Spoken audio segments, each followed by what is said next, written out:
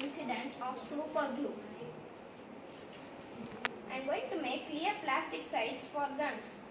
Dr. Harry Coover was in the lab. He was making the plastic gun sights for the soldiers.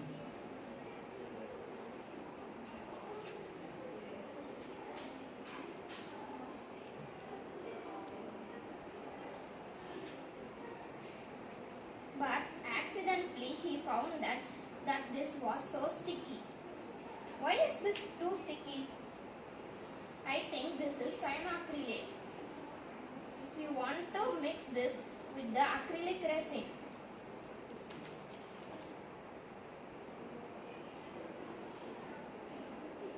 Now it is so sticky.